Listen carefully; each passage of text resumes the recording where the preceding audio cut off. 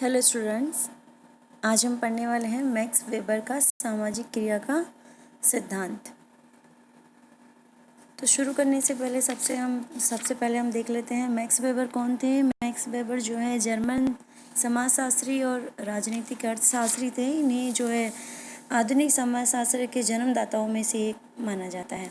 इन्होंने सोशियोलॉजी में बहुत योगदान किया है और उनकी कुछ जो इम्पोर्टेंट बुक्स है, जो इम्पोर्टेंट कृतियाँ हैं, कोई महत्वपूर्ण कार्य हैं उनके, जो कि उनकी कृतियों में निहित हैं, वो मैंने कुछ यहाँ पर लिखे हैं। उनमें से पहला essays on sociology, the Protestant ethics and spirit of capitalism, the theory of economics and social organisation.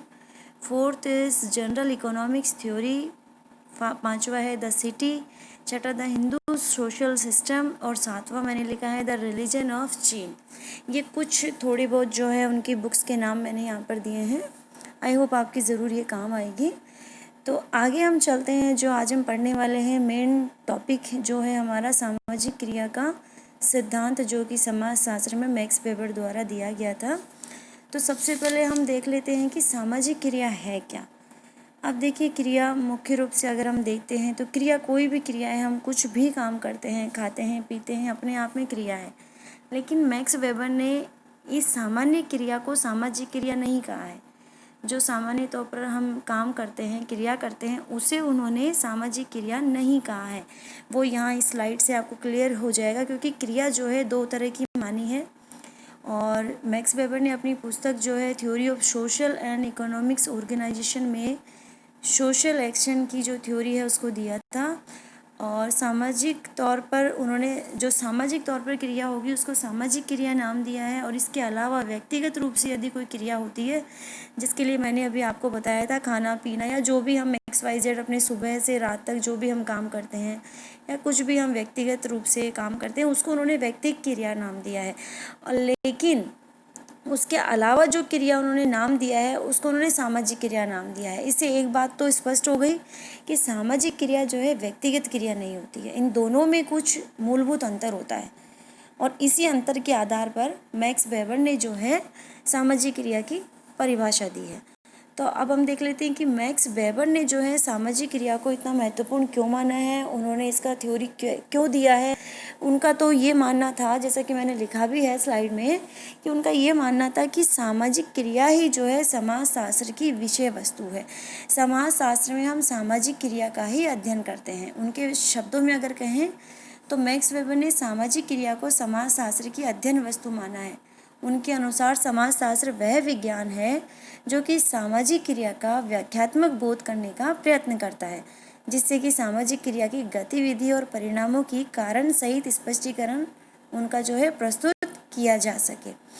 अब अगर इसी में हम देखते हैं तो ये कहने का तात्पर्य क्या हुआ कि समाजशास्त्र में सामाजिक क्रिया ही जो है अध्ययन की केंद्र वस्तु है, ये मैक्स वेबर कहते हैं। अब आगे उन्होंने बताया, उन्होंने व्यक्तिगत और सामाजिक क्रिया में अंतर कर दिया कि व्यक्तिगत क्रिया अन्य क्रिया है और सामाजिक क्रिया अन्य क्रिया है। अब इसी को स्पष्ट करते हुए उन्होंने सामाजिक क्रिया की जो परिभाषा दी है वो मैं आपको बताऊंगी। उन्होंने बोला कि किसी भी क्रिया को हमें तभी सामाजिक क्रिया कहना चाहिए जबकि उस क्रिया को करने वाले व्यक्ति या व्यक्तियों द्वारा लगाए गए व्यक्तिनिष्ठ अर्थ के अनुसार उस क्रिया में दूसरे व्यक्तियों के मनोभाव तथा क्रियाओं का समावेश हो और उन्हीं के अनुरूप उसकी गतिविधि तय हो। अब इस परिभाषा से यह स्पष्ट हो रहा है हमें कि व्यक्ति क्रिया व्यक्ति की अपनी क्रिया होती है।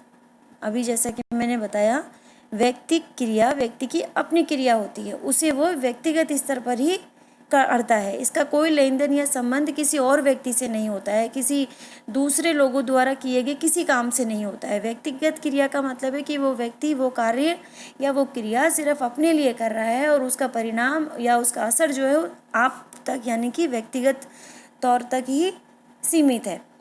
लेकिन इसके बिल्कुल विपरीत सामाजिक क्रिया वह क्रिया है जो कि दूसरे लोगों की क्रियाओं से न केवल संबंधित है बल्कि उसके द्वारा वो प्रभावित भी होती है। फॉर एग्ज़ाम्पल, अगर एक छोटा सा एग्ज़ाम्पल हम लें कि टीचर जब क्लास में पढ़ा रहा है तो उसका वो कार्य करना स्टूडेंट्स के लिए क्या हो गया, सामाजिक क्रिया।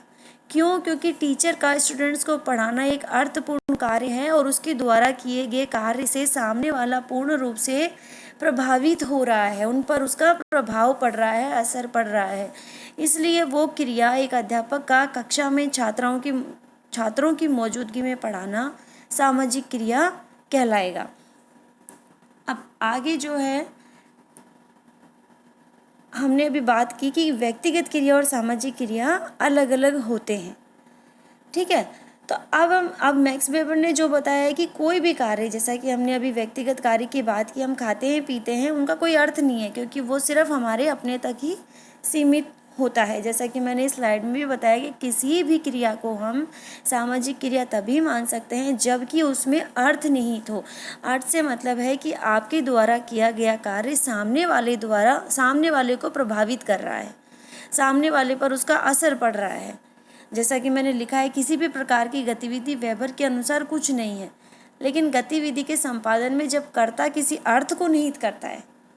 टीचर का क्लास में पढ़ाना एक अर्थ है कि उसके पढ़ाए हुए से स्टूडेंट्स को ज्ञान मिलेगा, ठीक है। तो यहाँ पर वो वाला अर्थ है। ऐसा नहीं कि वो खाली क्लास में स्टूडेंट्स एक भी नहीं है, सिर्फ जाकर ब्लैक बोर्ड पर या खाली क्लासरूम में जाकर अपना लेक्चर दे रहा है, तो वो क्रिया उस कंडीशन में सामाजिक क्रिया नहीं कहलाएगी, क्योंकि उस अध्यापक का पढ़ाना बिल्कुल अर्थपूर्ण नहीं है। अर्थपूर्ण कब होगा? जब वो जो पढ़ा रहा है उसको कोई ग्रहण भी करेगा, जो कि कब संभव है? जब क्लास में छात्र या छात्राएं मौजूद होंगे, तो उस कंडीशन में वो क्रिया सामाजिक क्रिया कहलाएगी। यानी कि उसके किए गए कार्य में कोई न कोई अर्थ निहित होगा, तो वो क्रिया जो है सामाजिक क्रिया बन जाएगी। अब वेबर द्वारा विकसित सामाजिक क्रिया की अवधारणा को यदि सूत्र रूप में देखें तो हम इस तरह से देख सकते हैं कि सामाजिक क्रिया का मतलब क्या हो गया? कोई भी हमारी क्रिया और उस क्रिया में अगर हम अर्थ लगा देते हैं तो वो क्या बन जाएगी? सामाजिक क्रिया। या जब हम कोई सामाजिक क्रिया कर रहे हैं, जैसे अब अभी मैंने अध्यापक का एग्जाम्पल दिया, उसमें से हम अर्थ को ही निकाल दें तो क्या बचेगा? सिर्फ क्रिया बचेगी। उस कंडीशन में वो सामाजिक क्रिया नहीं कहलाएगी।